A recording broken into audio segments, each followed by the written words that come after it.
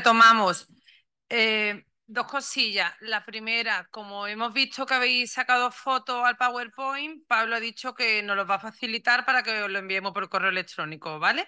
Eso por un lado. Y por otro, vamos a resolver 5 preguntas que hay de compañeros online. Continuamos con la ponencia y ya al final, pues lo mismo, las preguntas que queden pendientes las resolvemos tanto aquí en sala como las online. ¿Se escucha? Formulo la primera. Entiendo que en el caso en que la compraventa intervenga una sociedad limitada, se debería juntar un acuerdo de junta que autorice la operación de compraventa si supera el 25% del activo.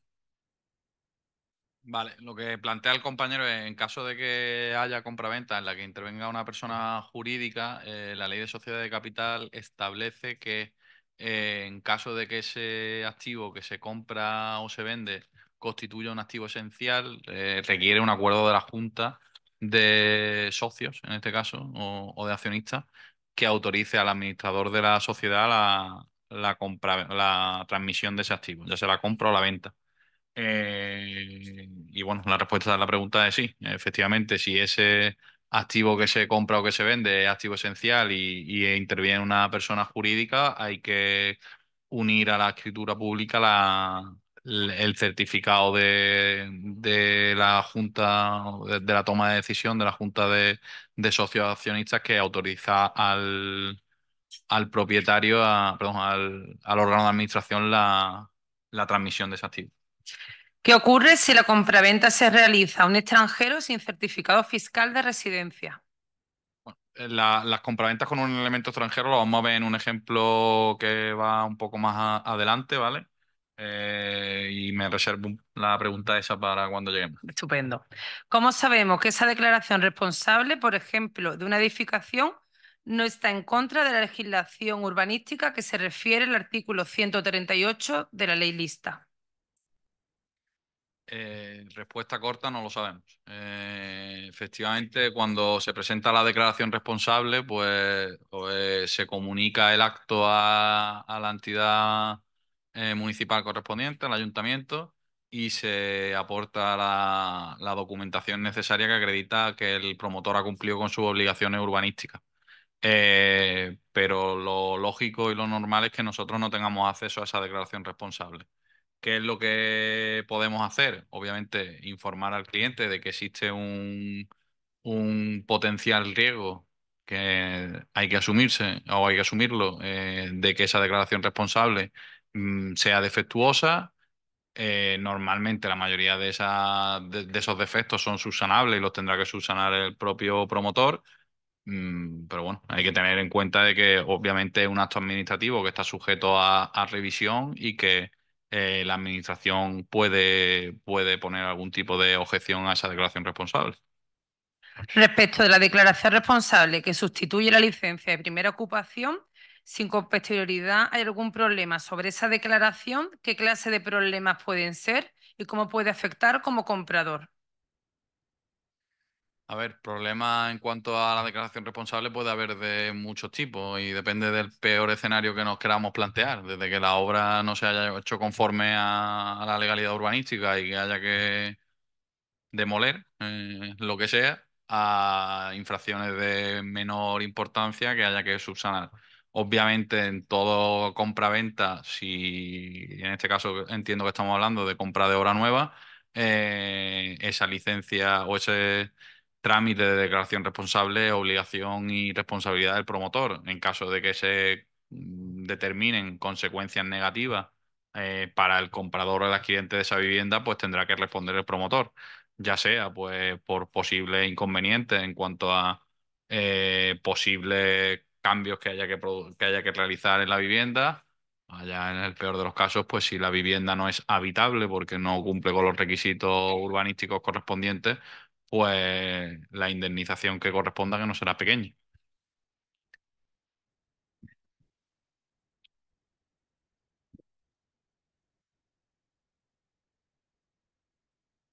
Yes. Buenas. ¿Tú no consideras que los abogados de compraventa tenemos mucha más inseguridad jurídica desde que sale la ADR de la LPO, que ahora estamos como vendidos en manos las promotoras y los arquitectos de las promotoras porque el ayuntamiento lo revisa tarde, mal o la anula después cuando ya somos dueños o nuestros clientes son dueños? A ver, en general, y esto es opinión, no es para nada otra cosa. Obviamente, el trámite de declaración responsable es muy útil para agilizar y para acelerar los tiempos, y eso beneficia al consumidor en lo que es el plazo de entrega de la vivienda, pero también aporta un elemento de inseguridad, no solo a nosotros como abogados y como profesionales que tenemos que revisar esa compraventa, sino también al propio consumidor que realmente no sabe, y probablemente nunca lo sepa, si esa declaración responsable fue revisada o no fue revisada, y si cumple o no cumple. Normalmente el consumidor normal, usual, es ajeno a esa historia. Efectivamente, la declaración responsable, y en este tema mucho más, aporta un elemento de incertidumbre en la compraventa, porque el comprador y el profesional que lo asesora no sabe en ese momento si a futuro el ayuntamiento correspondiente puede girar algún tipo de inspección o de revisión de esa declaración responsable. De todas formas, y esto hablo de cabeza, no me acuerdo del artículo, pero creo que en la lista, si mal no recuerdo, hay un plazo que se establece, y que son 6 meses, ¿no? de 6 meses desde que se presenta la declaración responsable, que mucho o mucha se comenta que ese es el plazo que tiene el ayuntamiento para revisar. Y creo yo que leyendo ese artículo eso no es correcto, estricto sensu. No es un plazo de revisión o no un plazo que tenga el ayuntamiento para revisar, sino que si pasa ese plazo de 6 meses y el ayuntamiento detecta algún tipo de irregularidad o de defecto en la declaración responsable, tendrá el afectado, en este caso el consumidor, derecho de reclamación contra el ayuntamiento por ese plazo o por ese transcurso del plazo, ¿vale? Pero aún así, pasado esos 6 meses, creo yo haber entendido el artículo que aún así puede revisar el ayuntamiento esa declaración responsable. Que a ¿Vale? nosotros en Mija ya nos ha pasado en una promoción en La Cala que el ayuntamiento vio un error, anuló la declaración responsable, lo comunicó al registro, el registro puso que esa declaración responsable estaba anulada y a los que estábamos en intervalo, era una promoción de muchas viviendas y ya nos ha pasado y te queda completamente vendido. Sí, sí. Eso es una inseguridad jurídica bastante importante, porque no, como asesor o como abogado, no puedes, en el momento en el que el comprador formaliza la escritura de compraventa, no tienes medios de conocer si esa declaración responsable va a ser o no revisada y en qué término, porque muchas de esas revisiones pueden ser cuestiones menores, pero también puede haber cuestiones más relevantes, y como la que comentas, pues bastante perjudicial para el consumidor. Las anualidades de IBI pagado por el vendedor que pueden ser reclamadas al comprador son del año en curso y el anterior, o la del año en curso y los 3 años anteriores.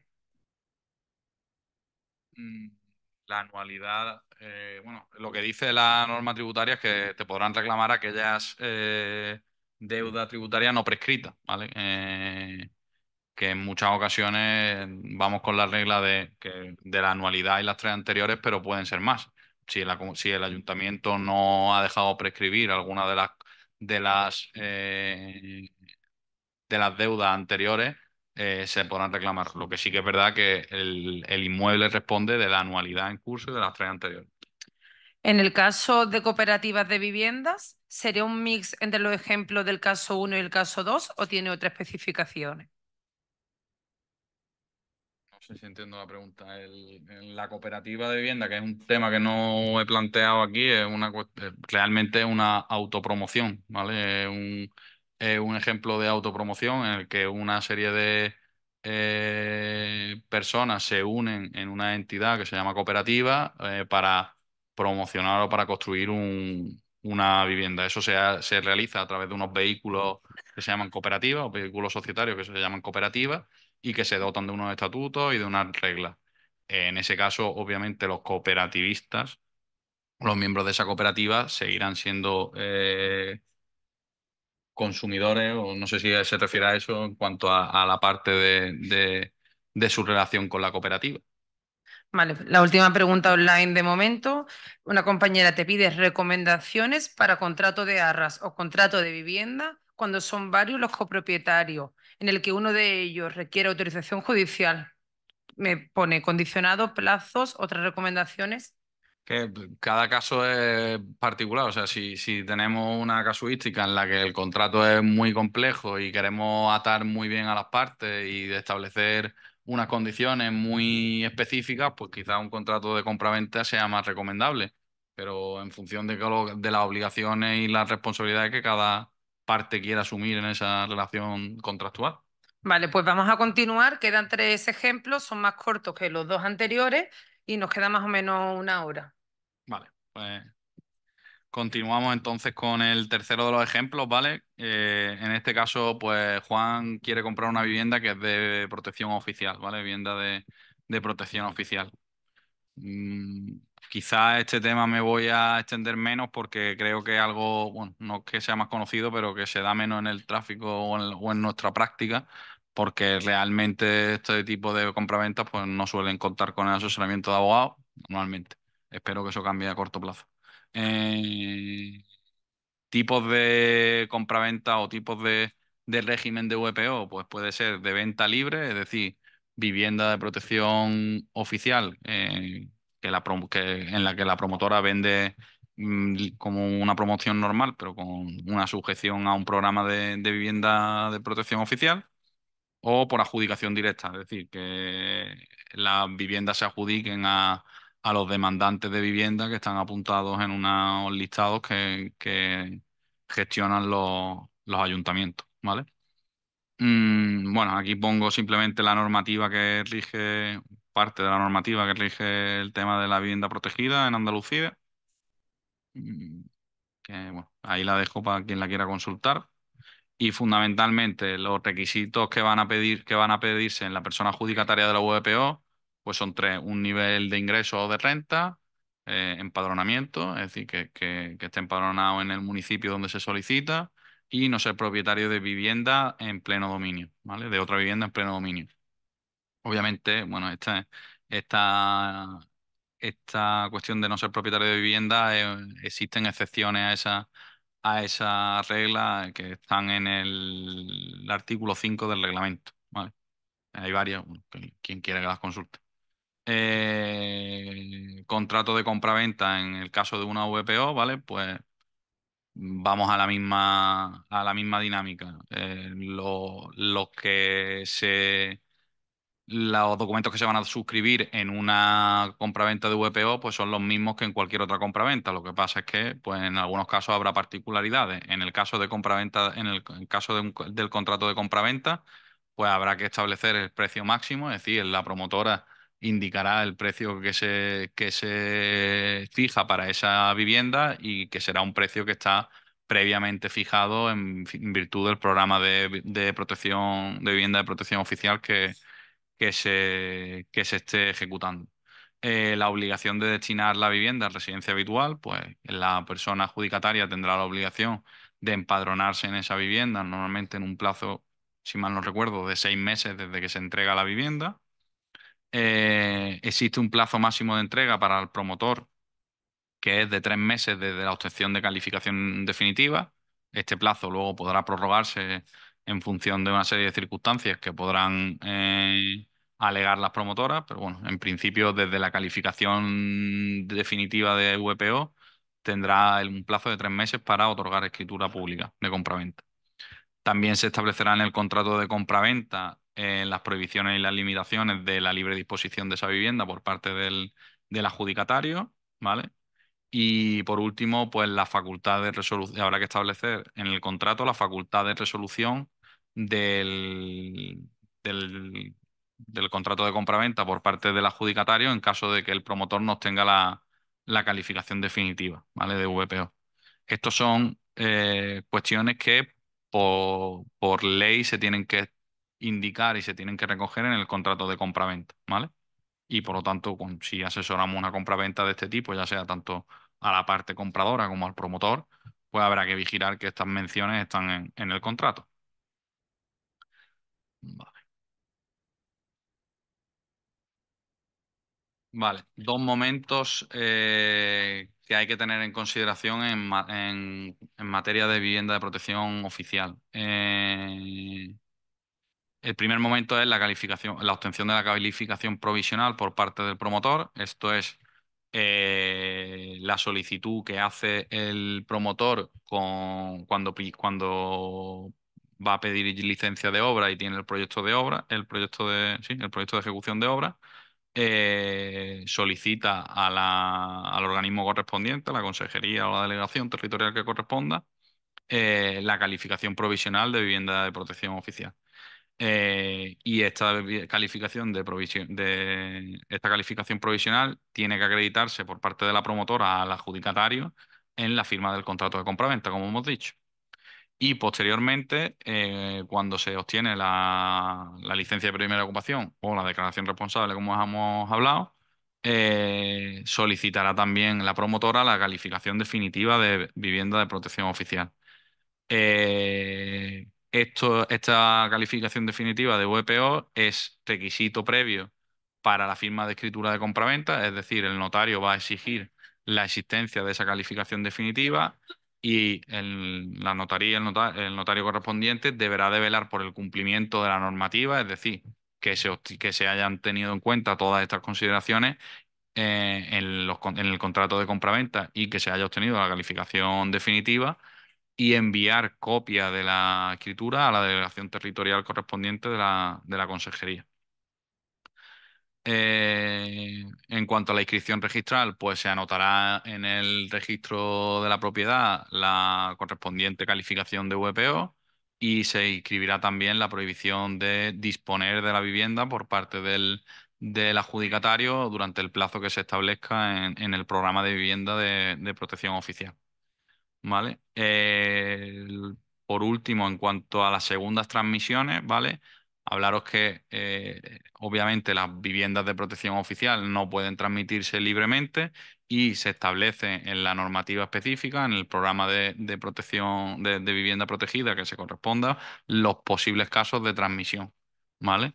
Dentro de esos casos de transmisión, pues la notaría tendrá que velar para que se cumplan esos requisitos y también tendrá que revisar la notaría y en este caso el abogado que vaya a comprar que el plazo de protección ha transcurrido, ¿vale?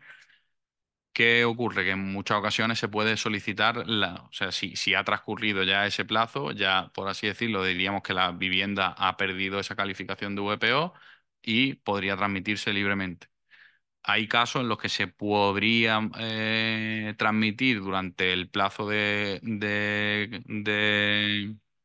prohibición de disponer, pero en ese caso lo que hay que tramitar ante la Junta de Andalucía o ante la Consejería correspondiente es lo que se denomina la descalificación de la vivienda como de VPO.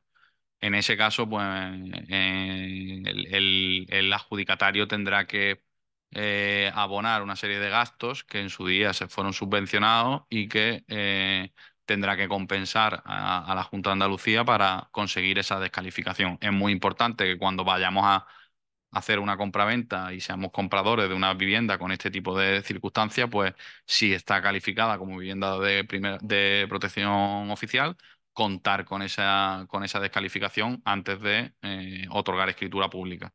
Porque luego, obviamente, si no, si hay una prohibición de disponer y no se han cumplido con los requisitos, esa compraventa es nula y, por lo tanto, no se podría haber ejecutado, ¿vale? Y por último, en cuanto a la vivienda de protección oficial, también decir que puede transmitirse cuando ya ha transcurrido el plazo de prohibición de disponer de esa vivienda, pero podemos encontrarnos que ha transcurrido el plazo, pero la calificación o la anotación de esa prohibición de disponer se mantiene todavía en el registro de la propiedad. En ese caso, lo que habría que solicitar y lo que habría que hacer es pedirle al notario y en este caso al registro que cancele esa anotación por el transcurso del plazo de protección de esa vivienda, ¿vale? Y creo que de vivienda no tengo más nada. Vale. De protección oficial ya no hay más. Ahora pasamos al ejemplo número 4. En este caso, John, ya no es Juan, va a comprar una vivienda a Peter, ¿vale? En este ejemplo vamos a tratar compraventa cuando interviene un elemento extranjero, ¿vale? En principio no existe ningún tipo de particularidad respecto a este tipo de vivienda cuando nos encontramos con un elemento extranjero a cuando estamos ante un elemento nacional o no extranjero o residente, ¿vale? Pero sí es verdad que, por ejemplo, y meto aquí este tema porque probablemente cuando hay un elemento extranjero sí que vamos a tener que tener especial atención a el proceso de prevención de blanqueo de capitales, ¿vale? PBC.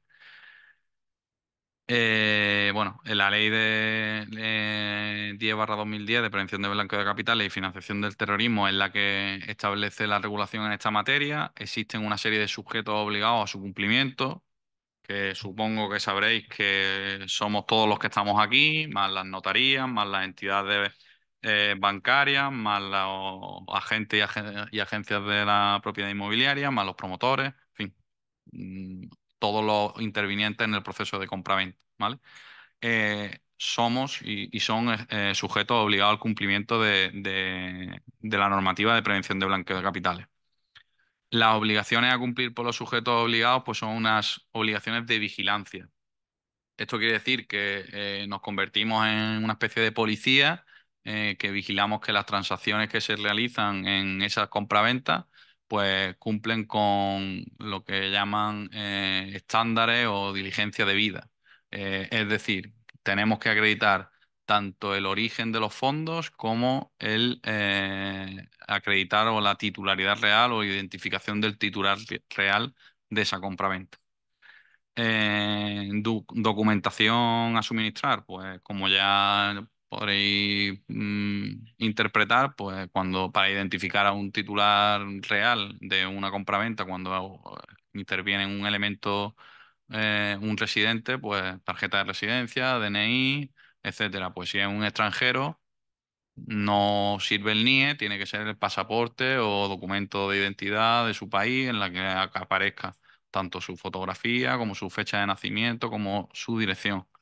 En cuanto al origen de los fondos, pues si es un titular de una compraventa con un residente, pues impuesto de la renta, IRPF, o si es una sociedad, pues impuesto de sociedades. Si es una sociedad, pues también nos van a pedir, o es muy probable que tengamos que aportar declaraciones trimestrales de IVA, etcétera, etcétera. Eh, vale, eso, claro, cuando estamos ante una persona física o una entidad o una persona jurídica con residencia en España. ¿Qué pasa o qué problemas encontramos cuando nos encontramos con un elemento extranjero? Que muchas veces nos encontramos equivalencia, ¿vale? Pues a lo mejor en un comprador que viene de Afganistán no tiene el mismo carnet de identidad que tenemos aquí. Y seguramente si vamos a contratar con una promotora medio grande, pues nos van a poner 1 millón de problemas, ¿vale? Lo que os quiero decir con esto es que el proceso de prevención de blanqueo de capitales, el abogado, cuando es normalmente en una obra nueva o con una promotora, pues se convierte casi en una especie de transmisor de documentación y de aportar todo lo que te va a pedir la promotora. Que en mi criterio, y esto ya es una opinión personal, la mayoría de las promotoras se exceden terriblemente en los procesos de prevención de blanqueo de capitales, porque piden documentación que obviamente pues o es imposible de conseguir o no es necesaria, ¿vale? Para acreditar esos dos puntos que son, como digo, los que hay que aclarar en el proceso de prevención de blanqueo de capitales, que es el titular real y el origen de los fondos. Eh, Vale, principalmente como abogados nosotros tendremos que realizar nuestro KYC, el Know Your Client, ¿vale? Con eso, pues, la mayoría de las veces cumpliremos con nuestra obligación y habrá que detectar aquellas operaciones que son de riesgo o de mayor vigilancia. Pues operaciones de riesgo serán aquellas en la que el origen de los fondos venga de un paraíso fiscal, ¿vale? O de lo que en el reglamento, en la legislación de prevención de blanqueo de capitales califica como un paraíso fiscal, o también cuando intervengan elementos de un país que esté calificado como colaborador o posible potenciador de actividades terroristas, o bueno, pues en los que intervengan elementos que no parezcan claros, ¿vale? Insisto en la idea de que nosotros nos convertimos en una especie de policía, porque en ese caso, pues tendremos que, si detectamos este tipo de operaciones, comunicar al SEPLAC. No tengo por aquí el Servicio Español de Prevención de Blanqueo de Capitales de la Comisión, bueno, SEPLAC, ¿vale? Para que nos entendamos. Eh, bueno, pues vosotros pensaréis, dice, oye, si yo voy a intentar hacer una compraventa con un cliente, encima voy a ir yo y lo voy a denunciar al SEPLAC para que le hagan una inspección. O sea, esto al final yo, en mi modo de entender, y esto es una cuestión personal, esto de la prevención de blanqueo de capitales está un poco cogido con pinzas. De hecho, si vais que hace poco estuve en una charla de eso, de una persona que estaba vendiéndonos el tema de la prevención del blanqueo de capitales como algo muy, muy, muy importante y como algo que como abogados tenemos que hacer y que tenemos que implementar en nuestros despachos y hacer una vigilancia exhaustiva.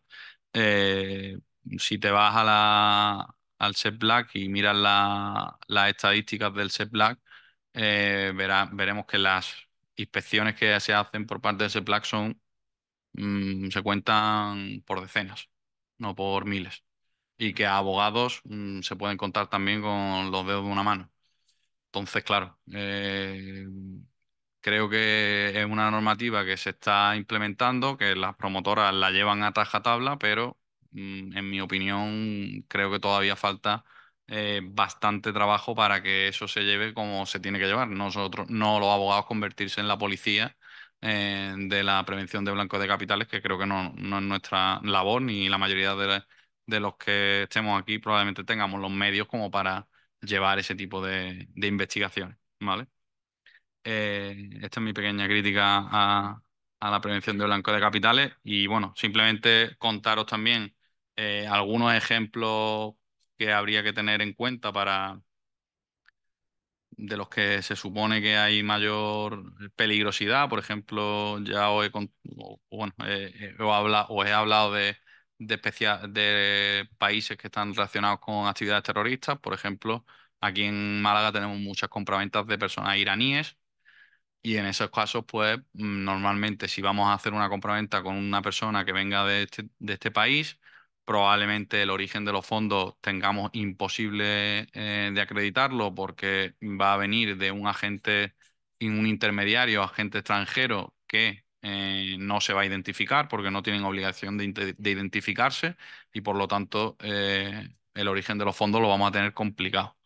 Eh, en estos casos, muchas veces lo que se recomienda es que esa persona, si tiene los fondos o si tiene ya transferidos fondos en alguna entidad española, se solicite una póliza, ¿vale? Una póliza de préstamo personal a esa entidad española con la pinoración de los fondos que esa persona tenga en esa entidad y de esa manera, si esos fondos provienen de un préstamo de una entidad española, ya sí podríamos acreditar el origen de los fondos, ¿vale?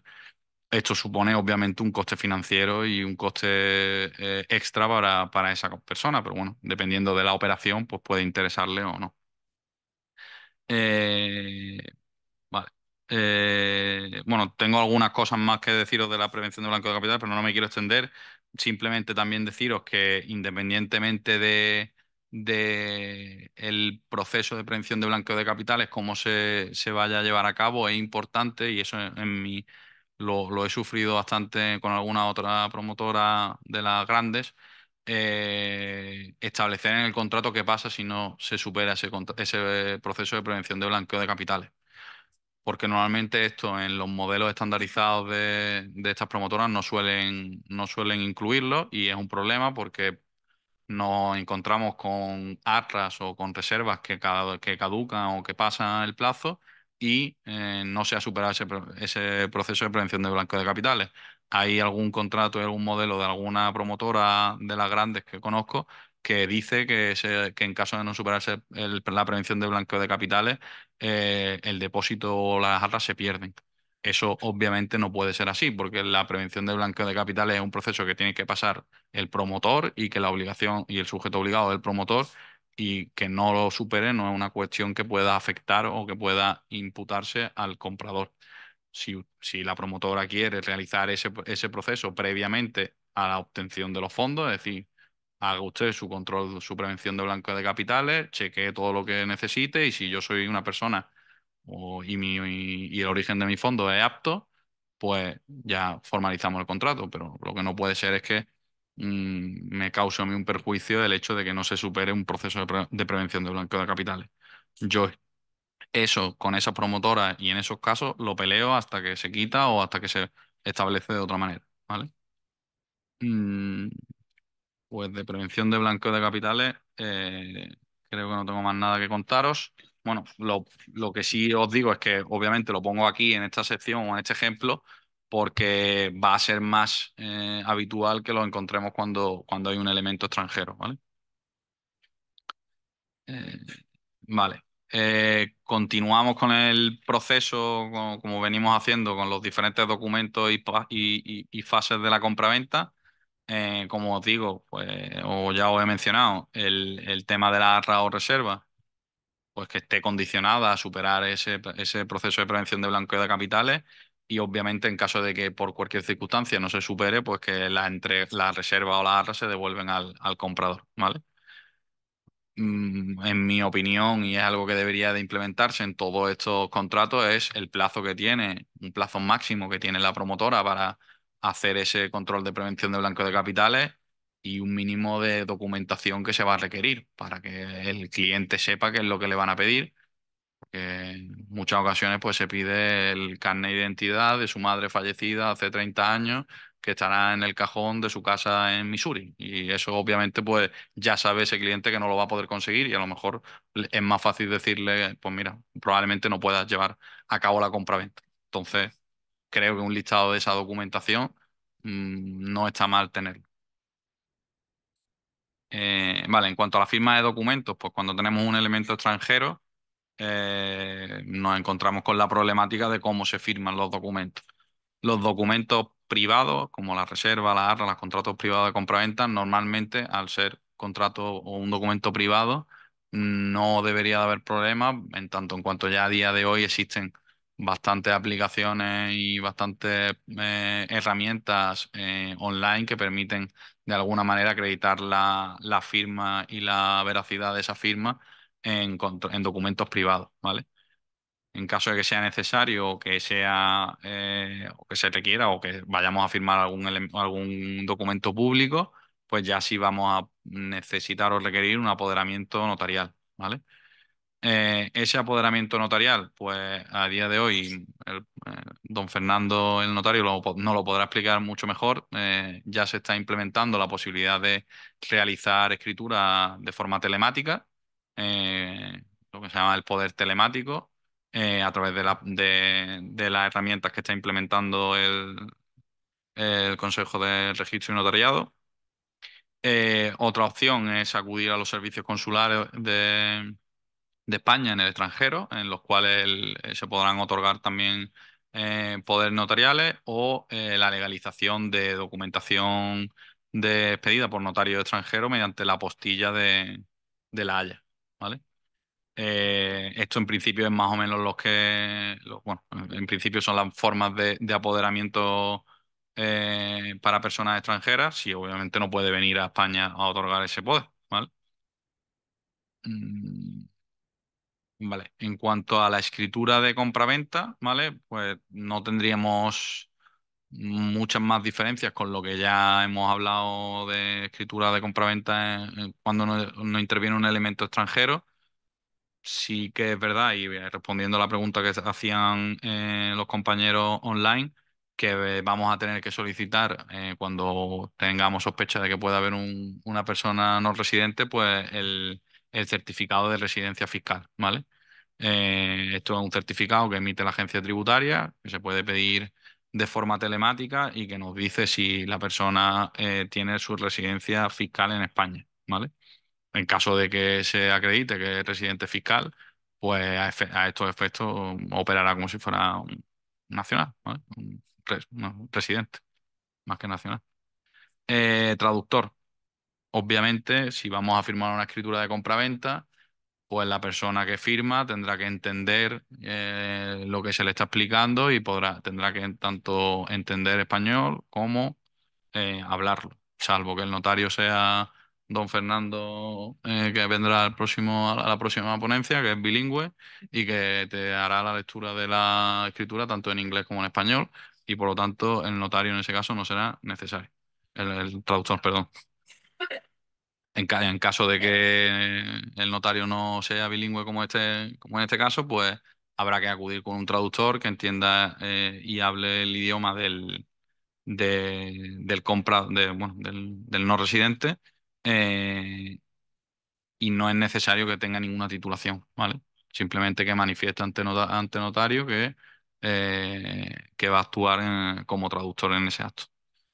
Vale, en cuanto a impuestos de no residentes, pues en este caso tenemos que atender a dos cuestiones: el impuesto de las personas físicas de no residentes, ¿vale?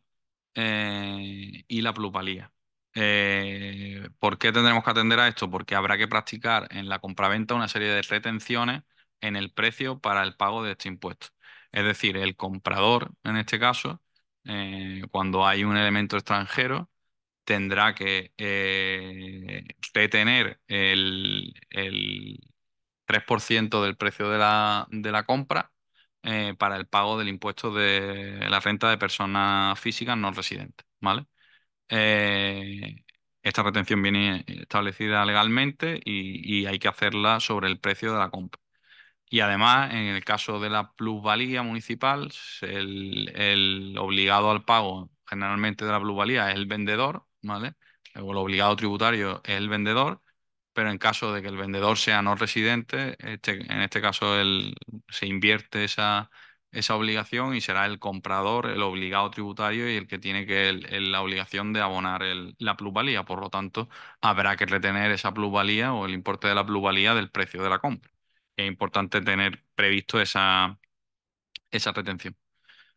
Y por último, bueno, habrá que atender a una serie de comunicaciones o declaraciones que hay que realizar de inversiones extranjeras cuando intervienen no residentes. ¿Sí?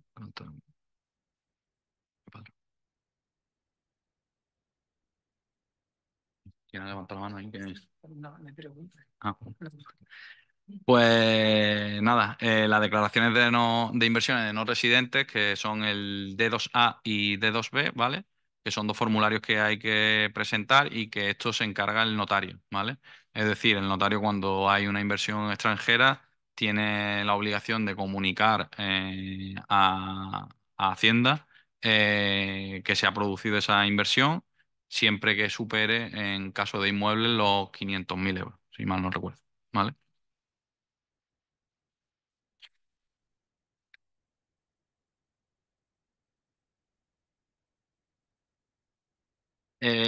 Cuando interviene, lo que te dice la legislación es cuando interviene un fedatario público, un notario, la obligación de comunicación la tiene el notario.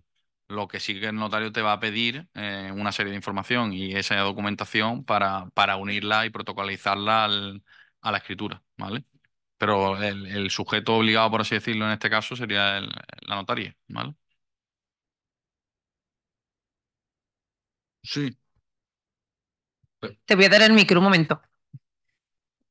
Sí.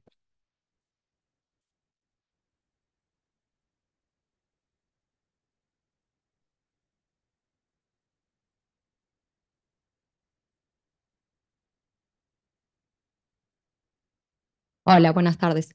Eh, Bueno, tuve una compraventa de este mismo estilo y lo que hace el notario es, el notario recibe como el file exportado y lo sube a la plataforma, pero uno tiene que proporcionar ya como el modelo completo. sí, sí, normalmente lo Eh, que te dan es eso es D2A y ese D2B es como un formulario y tú lo que haces es que obviamente, porque la mayoría de la información que se contiene ahí, pues la tienes que rellenar tú y tú se lo proporcionas al notario, y el notario lo une al protocolo y lo comunica. sí, creo que se llama Forex el sistema o algo Sí. así, o Forex, algo así. Pero bueno.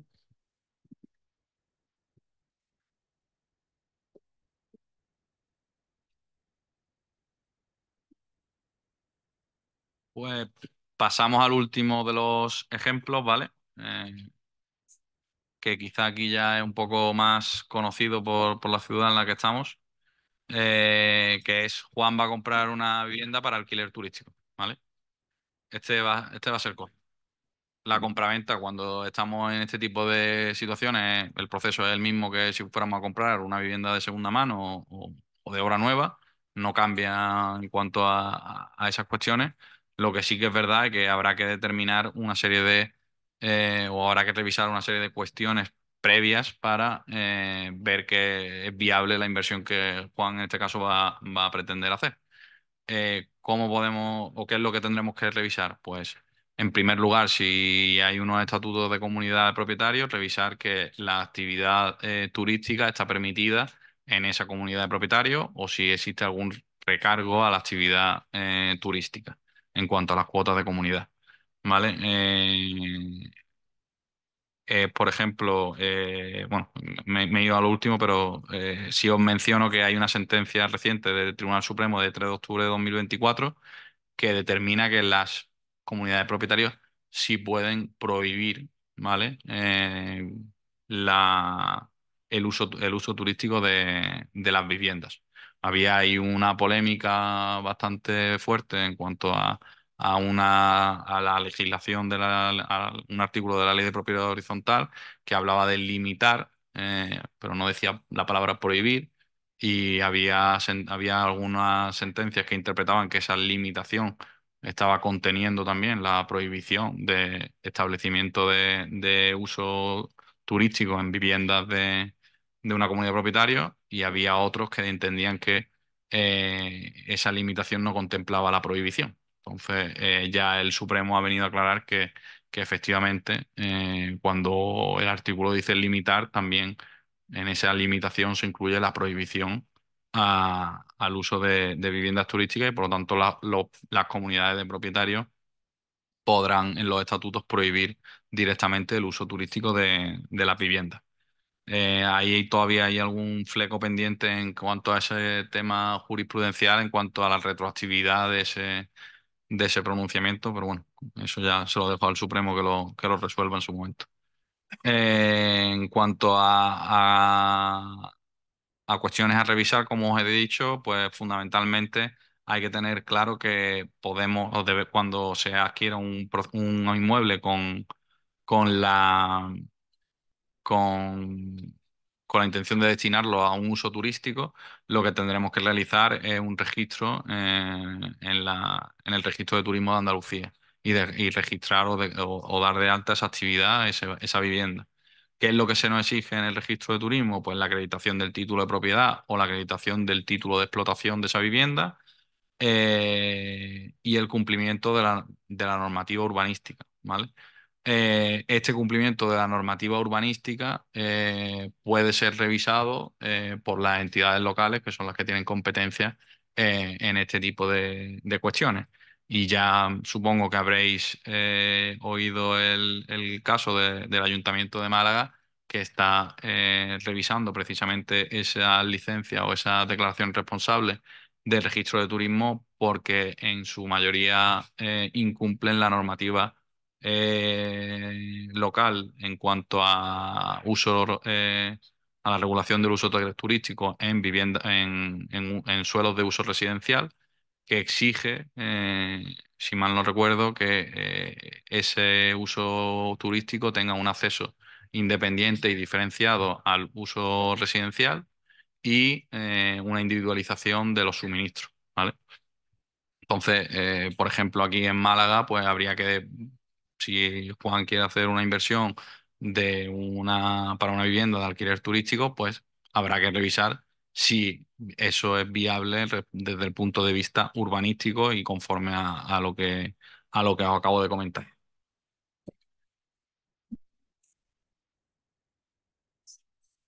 Es que si no, no te escuchamos.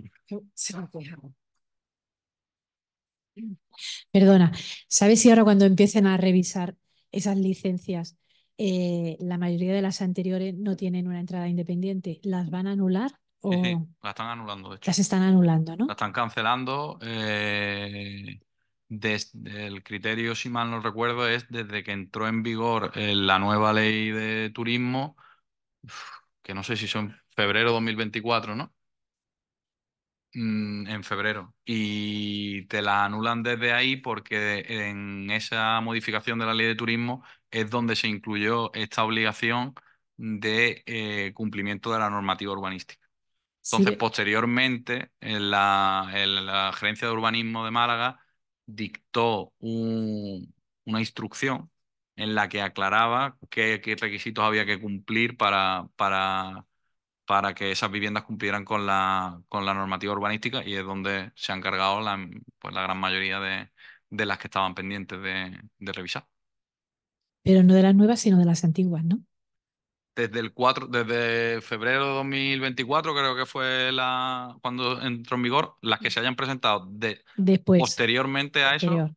y que estén pendientes de revisar. Es decir, podemos tener una declaración responsable que en su día hicimos en el registro de turismo y que nadie nos ha dicho que sea nula, pero más tarde o más temprano, digo porque a mí me han llegado, os llegará una notificación en el buzón de la Junta de Andalucía que está cancelada por la revisión del Ayuntamiento de Málaga. O sea que tiene efectos retroactivos, ¿no? ¿No? Es que claro, solo desde febrero de 2024. Si es de antes de febrero de 2024, no. No las pueden tocar. Porque la normativa porque la ley de turismo en ese momento todavía no incluía ese requisito, ¿vale? De cumplimiento de la normativa urbanística. Vale, gracias. Mm, Vale. Eh, pues creo que ya hemos terminado. Te voy a formular. Uy. Voy a formular dos últimas preguntas que han hecho los compañeros online. ¿En sala hay alguna pregunta?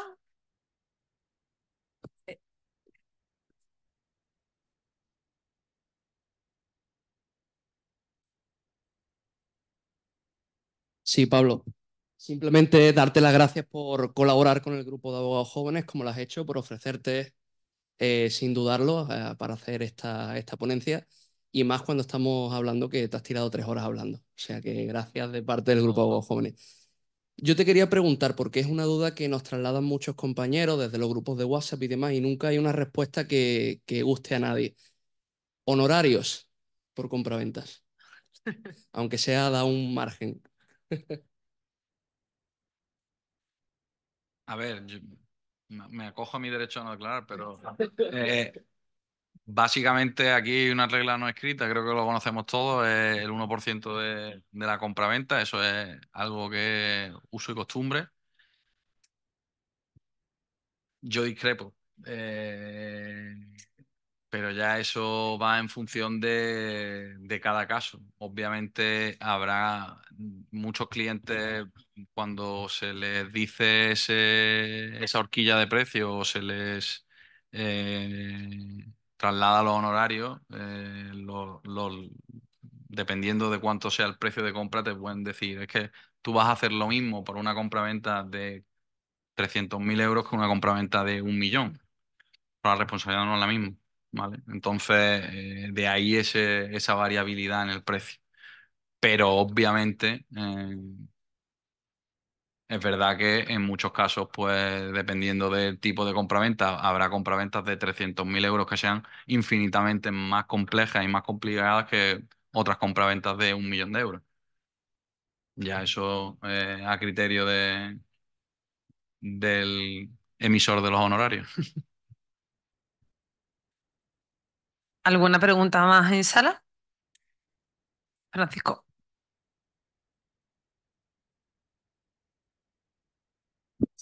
Hola, buenas tardes.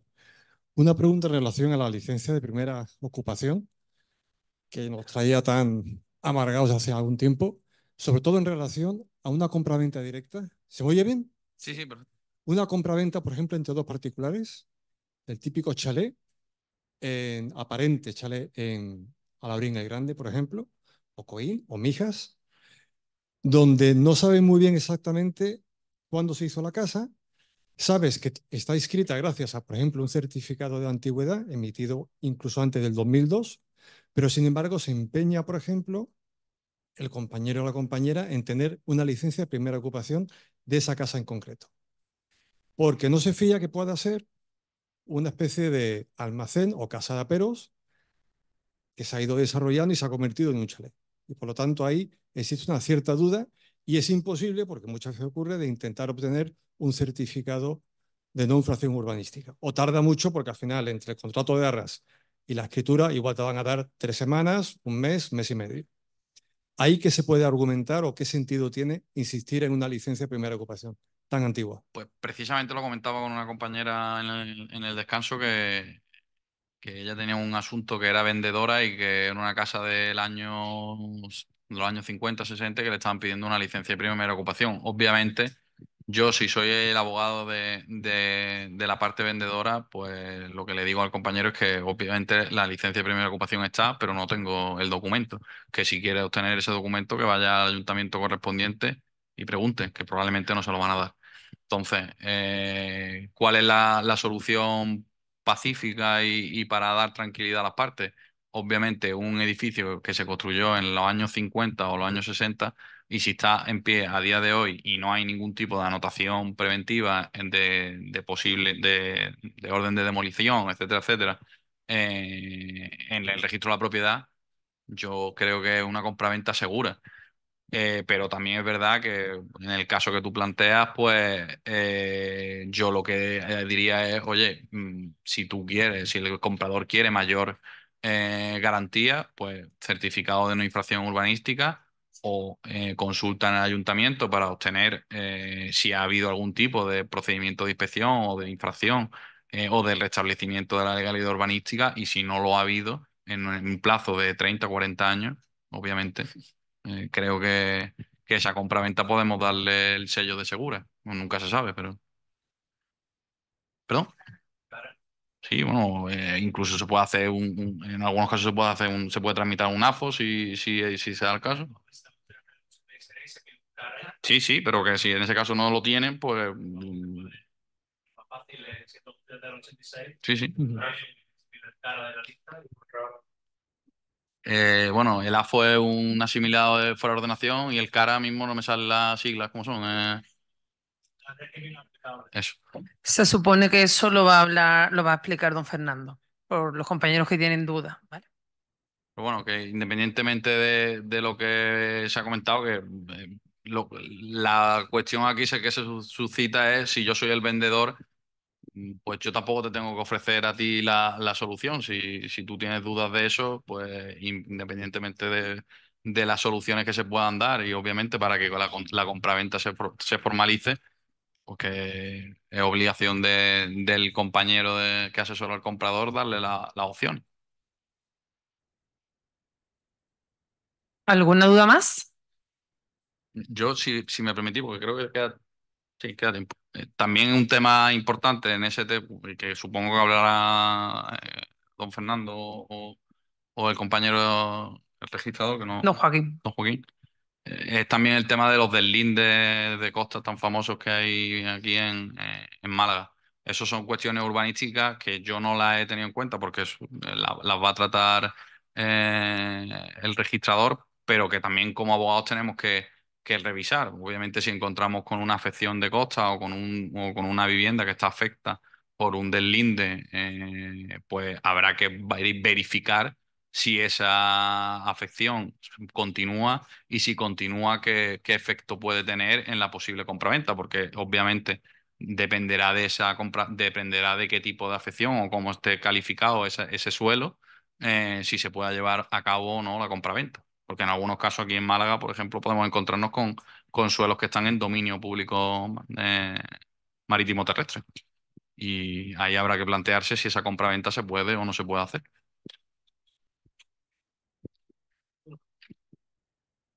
El micro, por favor. Voy a formular de mientras una pregunta online.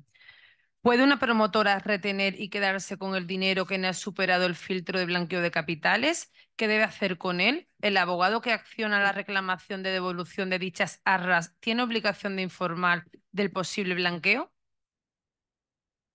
A ver, Muchas preguntas, ¿no? sí, creo que ahí hay un fallo de concepto. O sea, si que el hecho de que la promotora no te haya validado ese proceso de blanqueo de capitales no quiere decir que tú como abogado tengas que comunicar al SEPLAC. En todo caso, serán ellos los que tengan que hacer eso porque son ellos los que no dan validez a esa operación.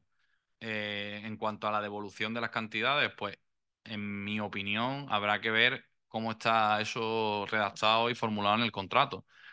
Si yo tengo un ejemplo, y no voy a decir el nombre de la promotora, pero yo a una promotora le estoy exigiendo el duplo, es decir, le estoy exigiendo que me entregue el duplo de la cantidad, porque yo sí estoy dispuesto a firmar la compraventa y eres tú el que en su momento no quisiste otorgarla por un motivo totalmente justificable y perfecto, que es que no ha superado la prevención de blanqueo de capitales.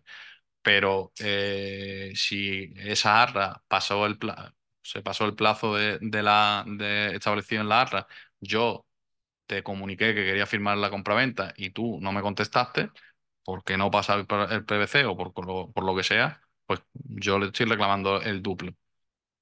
Como mínimo te tendrán que devolver la cantidad, porque obviamente no pasar la prevención de blanqueo de capitales no es una cuestión que sea imputable a la persona que compra en este caso o al sujeto que soporta ese proceso de blanqueo de capitales, salvo que se ponga en el contrato. Es decir, oye, si en el contrato se ha puesto que declaro que sí, que cumplo con todos los requisitos y que ya he hecho previamente mi due diligence de prevención de blanqueo de capitales y que sí, que voy a pasarlo, no te preocupes, promotora, que lo voy a pasar y luego no lo paso, pues ahí quizás sí que tenga un incumplimiento por parte del comprador que pueda dar lugar a que se pierda ese depósito o esa arra, pero en caso de que no venga esa previsión o no se establezca así, yo pienso que como mínimo te tendrían que devolver la cantidad.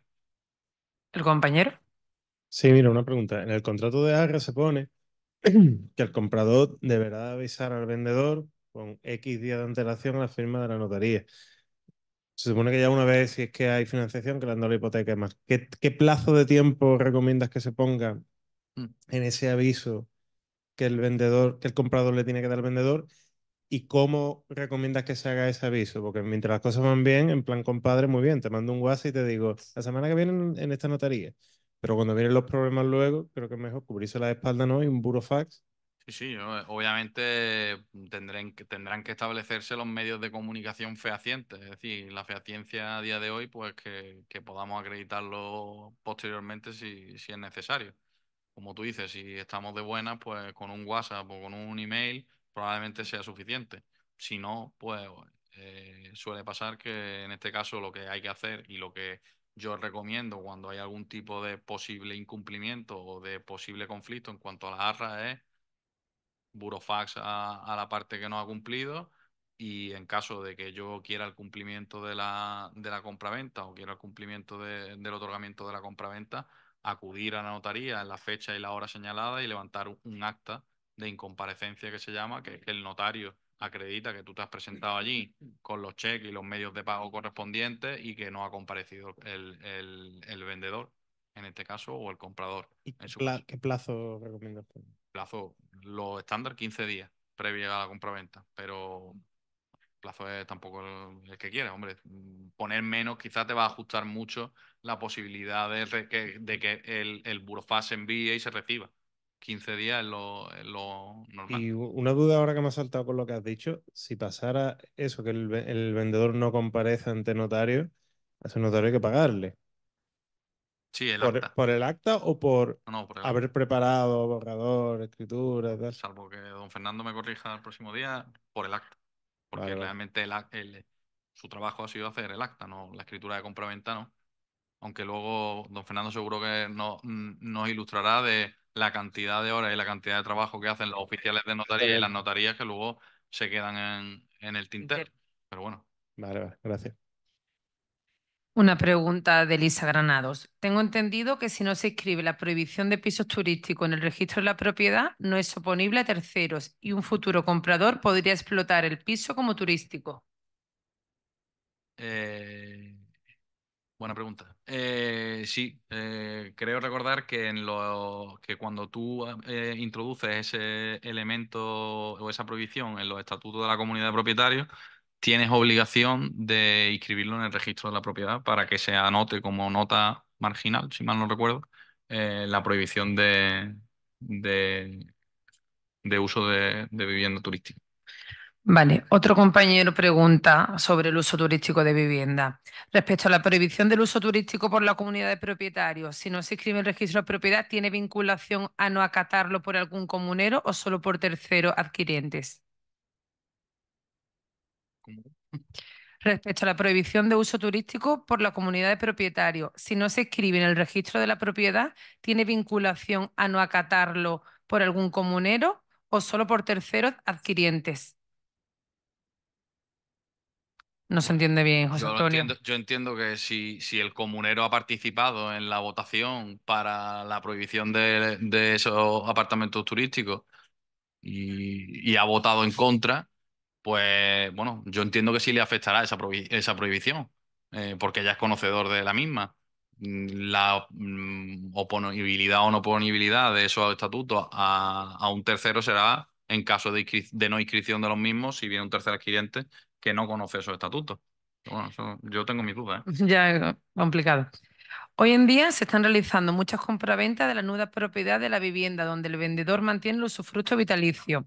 Si se vende por debajo del valor catastral la nuda propiedad, aunque se tribute el ITP por el valor de referencia catastral, ¿existe algún riesgo con Hacienda aunque se pague el tributo conforme el valor de referencia catastral? Este supuesto que planteo se trata de una compraventa de vivienda de segunda mano.